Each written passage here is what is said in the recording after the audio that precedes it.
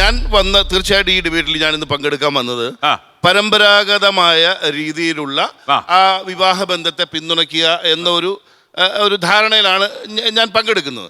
പക്ഷേ ശ്രീ അനിൽ ജോസ് അദ്ദേഹം പറഞ്ഞു വെച്ചത് ഞാൻ അതിനെ തള്ളിക്കളയുന്ന ഒരു സിസ്റ്റം അല്ല അത്. ഞാൻ ഇതിനെ എന്റെ ഭാഗത്തെ ശരിവെക്കുമ്പോൾ അദ്ദേഹം കാരണം ലോകത്താകമാനം നോക്കിയാൽ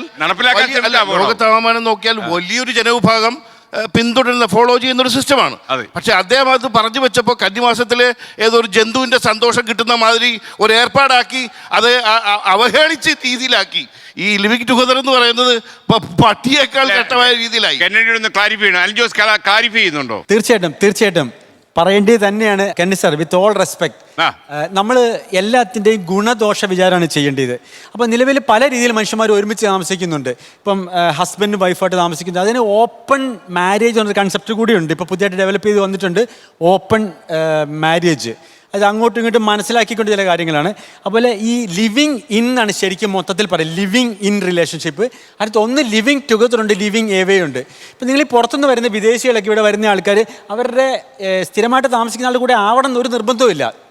ഒരേ രീതിയിൽ ചിന്തിക്കുന്ന, ഒരേ താല്പര്യമുള്ള ആൾക്കാർ ഒരുമിച്ച് യാത്ര ചെയ്യുന്നു. അതിനെക്കുറിച്ചൊന്നും കണക്ക് വെക്കുന്നില്ല. അവരാകെ ആലോചിക്കുന്നത് 8 മാസമോ 10 മാസമോ ജോലി ചെയ്ത് കഴിഞ്ഞാൽ ആ പൈസ വെച്ച് ജീവിതം ആസ്വദിക്കുക ചെയ്യുക. മലയാളിയെ പോലെ പട്ടിയെപ്പോലെ ജീവിച്ച് രാജാവിനെ പോലെ മരിക്കുകയല്ല ഈ ലോകത്തിലെ ആൾക്കാർ ചെയ്യുന്നത്. രാജാവിനെ പോലെ ജീവിച്ച്, ആ രാജാവെന്ന ഫ്രേസ് ആണ്, രാജാവിനെ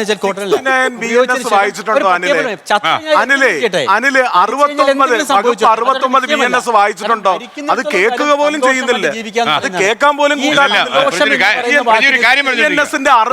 വകുപ്പ് വായിച്ചിട്ടുണ്ടോ? പ്രായപൂർത്തിയായ പുരുഷനും സ്ത്രീക്കും അവർക്ക് ഒരുമിച്ച് താമസിക്കുന്നതിന് ഒരു നിയമ തടസ്സവും. അതാണോ 69? രണ്ടാമത്തെ കാര്യം, വായിക്കുന്നത് നല്ലതാണ്. 10 വർഷം അകത്ത് കിടക്കാൻ എല്ലാ യോഗ്യതയുള്ള ആളാണ് അനിൽ. എന്റെ കയ്യിൽ ഇരിപ്പുണ്ട്, ഞാൻ തരാം.